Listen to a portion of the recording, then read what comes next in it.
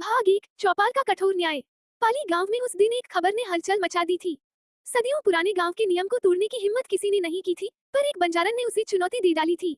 गांव की सभी महिलाएं चौपाल पर इकट्ठा थीं। एक भागती हुई औरत दबी आवाज में, क्या बात है बहन, अचानक ये चौपाल किस लिए? हम भागते हुए आए हैं, जाने क्या हो गया। दूसरी औरत फुसफुसाती हुई, अरे वो गांव में जो बिन ब्याही बंजारन है ना, आज उसने 5वें बच्चे को जन्म दिया है। तीसरी औरत हैरानी से, क्या 5वां बच्चा, और वो भी बिना ब्याहे? बाप रे, बंजारन को डर नहीं लगता क्या? चौथी औरत गुस्से से, डर लगता तो ये सब करती क्या? मुंह में घूंघट दबाए चलती तो बड़ा मटक मटक की है। न जाने गांव के किस मर्द को अपने जाल में फंसा कर ये सब कर रही है। पूरे गांव में बंजारन के 5वें बच्चे का शोर था। सब उस रहस्यमय आदमी के बारे में जानने को बेताब थे। मर्दों की भीड़ से एक आवाज, मानना पड़ेगा भैया, वो औरत है तो अप्सरा। अगर गांव के किसी मर्द का मन डूल गया तो कोई बड़ी बात नहीं है। दूसरा मर्द, हाँ भाई, कह तो तुम ठीक रही हो, लेकिन वो जो भी मक्कार है जिसने हमारी परंपरा को तोड़ा है, आज वो आदमी और बंजारन दोनों बचेंगे नहीं। क्योंकि गांव में अब तक जब भी इस बड़ी कुएं पर चौपाल लगा है, बड़े मालिक ने हमेशा कठोर फैसला ही लिया है। गांव के बीचों बीच लगे विशाल बरगद के नीचे बड़ी कुएं पर चौपाल लगी थी। तभी पाली गांव का सरपंच ठाकुर सज्जन सिंह चौपाल की ऊंची कुर्सी पर आकर बैठ गया। ठाकुर सज्जन सिंह गुस्से में भारी आवाज में, क्या रे मोहन, उस बंजारन के आशिक की कोई खोज खबर है कि नहीं? ठाकुर का बायां हाथ मोहन फटाक से बोला, नहीं मालिक, वो बंजारन किसी का नाम ही नहीं लेती। ठाकुर सज्जन सिंह, तू जाओ और उसे घसीटते हुए यहाँ लेकर आओ। हम आखिरी बार पूछेंगे कि किसके साथ उसने मुंह काला कर इन बच्चों को जना है। अगर नहीं बताया तो आज वो होगा जो 50 साल पहले हुआ था। जाओ, लेकर आओ उस उल्टा को। मोहन जी। मोहन कुछ लोगों को लेकर जब बंजारन की झोपड़ी में गया, तो वो अपने चेहरे पर घूंघट डाले अपने 2 दिन के 5वें बच्चे को दूध पिला रही थी और बाकी के 4 बच्चे वहीं खेल रहे थे। बंजारन बौखलाहट से, मोहन भैया, आप फिर आ गए और ये सब क्या है? एक अकेली औरत के घर में ऐसे कैसे घुस आए आप? मोहन हंसते हुए, ओह अच्छा, बहुत सारी नहीं, इसको एक बार में एक ही मर्द चाहिए मुंह काला करने के लिए। सुन, ये सती सावित्री का ढोंग छोड़ और चल चौपाल पर, मालिक ने बुलाया है। बंजारन, मैं कहीं नहीं जाऊंगी। मोहन गुस्से में, रघु, इसके बाल पकड़ और ले चल चौपाल, तभी इस उल्टा का मुंह खुलेगा। रघु ने उसके बाल पकड़ी और घसीटता हुआ बाहर ले आया। वह चीखती रही, विनती करती रही, लेकिन किसी को उस पर दया नहीं आई। मोहन उसके रोते बच्चों को देखकर, कैद कर दो इन्हें, पहले इनके बच्चलन माँ से तो निपट लें, फिर मालिक जैसा बोलेंगे वैसा करेंगे पिल्लों का। चलो भाग दो, बंजारन का सच। चौपाल पहुंचते ही रघु और मोहन ने बंजारन को ठाकुर के आगे पटक दिया। ठाकुर को बंजारन का आधा चेहरा ही दिख रहा था और आधे चेहरे पर हमेशा की तरह घूंघट था। ठाकुर सज्जन सिंह छड़ी टिकाते हुए, तू नहीं बताएगी उस आदमी का नाम? देख, मैं आखिरी बार पूछ रहा हूँ, हमने तुझ पर दया करके तुझे आसरा दिया और तू हमारे गांव के मर्दों पर डोरी डाल रही है। बंजारन किसी तरह उठकर बैठती हुई बोली, मालिक, मैं आपके एहसान की कर्जदार हूँ, इसलिए आपसे झूठ नहीं बोल रही। मैंने किसी पर डोरी नहीं डाले। ठाकुर सज्जन सिंह धमकाते हुए, तू जानती है हमारी पाली परंपरा के बारे में, अगर कोई विवाहित या अविवाहित मर्द किसी स्त्री के साथ अवैध संबंध बनाए, तो उसे, उस औरत और मर्द दोनों को मृत्यु दंड दिया जाता है। उससे पहले इस घोर पाप के लिए उसे निर्वस्त्र पूरे गांव में घुमाया जाता है, फिर निर्वस्त्र से कुएं में जल समाधि दे दी जाती है और तब तक पत्थर मारा जाता है जब तक उसकी मौत नहीं हो जाती। इसलिए बोल रहा हूँ, जो भी बात है बता दे। तू हमारे गांव की नहीं है तो हम तुझे न्याय देंगे, असली गुनहगार को सजा देंगे और तुझे तेरे बच्चों सहित जाने देंगे। बंजारन ने हाथ जोड़कर नामे गर्दन हिलाई। ठाकुर सज्जन सिंह गरजते हुए, इसका मतलब तू कहीं और से पाप लेकर आती है और यहाँ पैदा कर रही है ताकि हमारे गांव की पवित्रता नष्ट हो, और इसका एक ही दंड है। ठाकुर के ऐसा बोलते ही बंजारन की आंखों में खौफ दिखने लगा। वो गिड़गिड़ाती हुई बोली, ना ना ना, नहीं, ऐसा मत करो, ये अनर्थ मत करो, मेरी बात पर विश्वास करो। ठाकुर सज्जन सिंह अपने आदमियों से, रघु, हरिया, मोहन, पहले इसके नाखून उखाड़ो, फिर इसके बाल काट लो और इसे बरगद के पेड़ में लटका दो। मोहन और उसके आदमी बंजारन पर झपट पड़ी और उसके हाथ और पैर के सारे नाखून उखाड़ लिए। वो पूरी ताकत से चीखी, लेकिन किसी ने उस पर दया नहीं दिखाई। उसके दोनों हाथ रस्सी से बंधे और कुएं के ऊपर वाली बरगद की डाल से बांधकर उसे लटका दिया गया। ठाकुर सज्जन सिंह पल्लू खींचते हुए, सब देख लो, आखिरी बार इसे। गांव वाले उसका पूरा चेहरा देखकर घबरा गए। कुछ औरतों को तो उल्टी सी आने लगी, क्योंकि बंजारन का आधा चेहरा भयानक तरीके से जला और घावों से भरा हुआ था, जिसे देखकर कोई भी उससे घृणा करे। एक औरत फुसफुसाते हुई, ये तो बाएं से देखो तो अप्सरा और दाएं से देखो तो चुड़ैल है। बंजारन दर्द से तड़पते हुए गुस्से से बोली, तुम सबके सब नामर्द हो ठाकुर। इस गांव के किसी मर्द में इतनी मर्दांगी नहीं है कि मेरी लालसा पूरी कर सके। इसका अंजाम अच्छा नहीं होगा। मेरा यकीन मानो, मैंने कोई नियम नहीं तोड़ा, मैं तो एक श्राप भोग रही हूँ। ठाकुर सज्जन सिंह, कौन सा श्राप? दर्द से कराह रही बंजारन ने कहा, सालों पहले मुझे एक सिद्ध पुरुष ने श्राप दिया था कि जो दर्द मैंने एक पिता के रूप में उन्हें दिया था, वही दर्द मुझे माँ बनकर भोगना होगा। और जो मैंने उनके बच्चे के साथ किया था, वही मुझे अपनी कोख से पैदा की हुई 11 बच्चों के साथ करना होगा, तभी जाके इस मानव रूपी संसार से मुक्ति मिलेगी। और इतना ही नहीं, उन्होंने मेरा आधा चेहरा इतना बदसूरत बना दिया कि इस चेहरे के कारण कामुक से कामुक आदमी भी मेरी तरफ कभी आकर्षित नहीं होगा। वह हाँफते हुए बोली, इतना भयानक श्राप। मैं बहुत डर गई। मैंने उनसे विनती की, भीख मांगी कि महाराज मुझे इस भयानक श्राप का तोड़ तो बताएं। पूरा गांव बंजारन की बात हैरानी से सुन रहा था। ठाकुर सज्जन सिंह, तो क्या उपाय बताया? बंजारन ने लंबी सांस ली और बोली, उन्होंने कहा मुझे पाली गांव जाना होगा। लेकिन आगे उन्होंने ये भी बताया कि इस गांव में कुंवारी औरतों के मर्दों के साथ शारीरिक संबंध बनाने की सजा उनके श्राप से भी भयानक है, और ये सब मेरी एक गलती की वजह से हुआ था, नहीं तो ऐसा कठोर श्राप मुझे कभी नहीं मिलता। ठाकुर सज्जन सिंह आश्चर्य से, कौन सी गलती? बंजारन, मुझसे ये मत पूछो ठाकुर, मैं ये नहीं बता सकती। ठाकुर सज्जन सिंह चीखती हुई, तो ये बता, बच्चे कैसे पैदा किए? बंजारन, दर्द से अकेले पैदा किए हैं, बिना किसी मर्द को छुए। ये सुनते ही गांव वाले हंसने लगे। ठाकुर सज्जन सिंह गरजते हुए, अब तो शंका की कोई वजह ही नहीं है।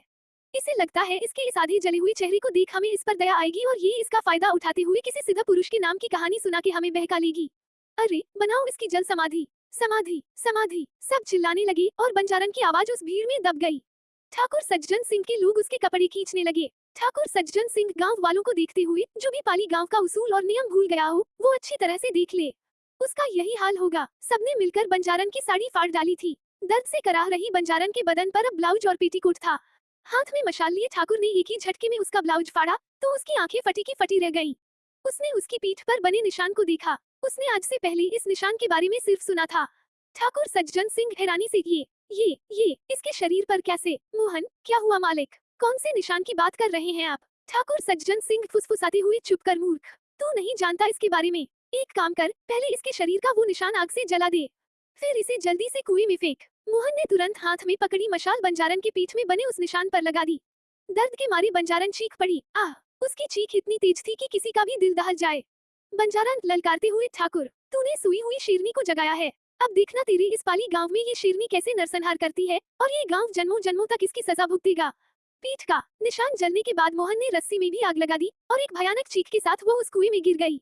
गांव वालों ने उसे पत्थर मारना शुरू कर दिया। काफी देर बाद जब उसकी चीखें सुनाई देना बंद हो गईं, तब सब समझ गए वो अब मर गई। ठाकुर और मोहन तुरंत भागते हुए बंजारन की झोपड़ी गए। जब वहां सब पहुंचे तो सब हैरान रह गए, क्योंकि सारे के सारे बच्चे गायब थे।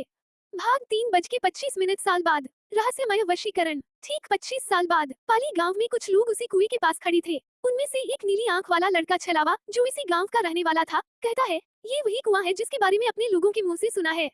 छलावा की बात सुनकर उसके बगल में खड़ी ध्रुव, विक्की और अनन्या को यकीन नहीं हो रहा था कि जिस बात को कहानी मानकर वो लोग यहाँ आए थे वो महज कहानी नहीं बल्कि सच है। ध्रुव उत्साहित होते हुए, क्या तुम सच कह रहे हो छलावा?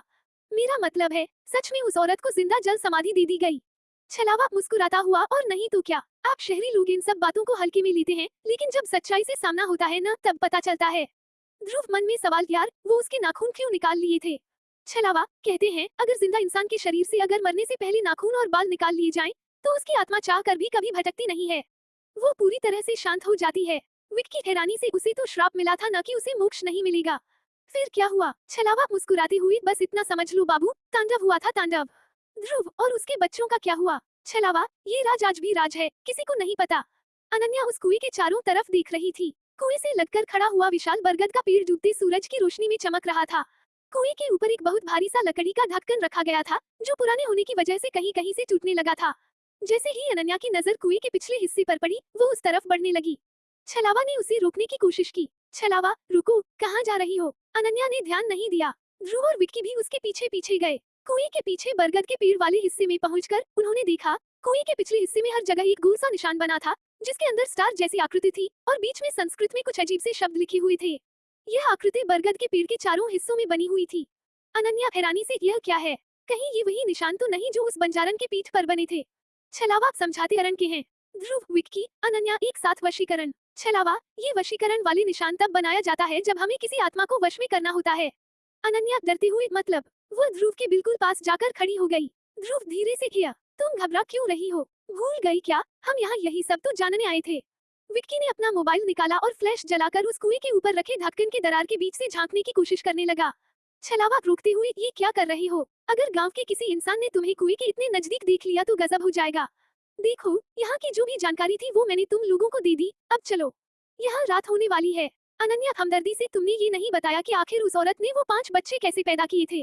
छलावा कुएं की तरफ देखते हुए, गांव के लोग तो कहते हैं उसके नाजायज संबंध थे, लेकिन गांव के किसी मर्द में इतनी हिम्मत नहीं थी कि वो गांव का उसूल तोड़े। ध्रुव हैरानी से, इसका मतलब उसे गांव वालों ने फालतू में सजा दे दी। अच्छा छलावा, उसके बाद क्या हुआ? उसकी बॉडी कहाँ गई? छलावा, इसी कुएं में है। ये सुनते ही ध्रुव, विक्की और अनन्या तीनों अचानक घबरा गए और एकदम से कुएं से दूर हो गए। छलावा, और कहाँ जाएगी? जल समाधि में शरीर जल में ही रहता है। विक्की हैरानी से, लेकिन हिंदू धर्म में जब तक शरीर को जलाया नहीं जाता है, तब तक उसे शांति नहीं मिलती है। छलावा, इसलिए तो मरने के बाद उस बंजारन ने गांव में तांडव मचा दिया था। और जब पूरा गांव उसके सामने हार गया, तब गुरु देवदत्त को बुलाया गया वशीकरण के लिए। ये निशान देख रहे हो ना? उसने कुएं और बरगद पर बने निशान की तरफ इशारा किया। ध्रुव, ये वशीकरण कहाँ किया गया? हमें दिखाओ ना वो जगह। इसके बाद चलते हैं विक्की के घर। छलावा मना करते हुए, सूरज डूब चुका है। अब ये कुआं और वो वशीकरण वाली जगह दोनों ही खतरे से खाली नहीं है। हमें यहाँ से तुरंत चलना चाहिए। ध्रुव, प्लीज छलावा, ले चलो ना। रात में ही तो ये सब देखने में मजा आता है, नहीं तो थरिल कैसे आएगा? हा हा हा। भाग 4, तांडव का आह्वान। ध्रुव और विक्की के जिद करने पर छलावा मान जाता है और सब गांव के पास तालाब वाली खंडहर की ओर जाते हैं। छलावा सावधान करते हुए, देखो बाबू लोग, तुम लोग शहरी हो, अगर कुछ भी हुआ तो गांव वाले न मुझे छोड़ेंगे न तुम्हें। इसलिए हाथ जोड़कर विनती करता हूँ, बस दूर से देखो और जल्द से जल्द यहाँ से निकल लो। अनन्या और छलावा बाहर ही खड़ी रहते हैं। ध्रुव और विक्की टूटे फूटे दरवाजे से उस खंडहर के अंदर जाते हैं। जैसे ही ध्रुव ने अपनी टॉर्च ऑन की, उसने देखा कि हॉल के बीच में एक बहुत बड़ा सा गोला बना हुआ है और बीच में यज्ञ कुंड भी है। ध्रुव उत्साहित होकर, यार ये तो बिल्कुल प्लेनशीट जैसा लग रहा है, जैसा हम हॉस्टल में करते थे।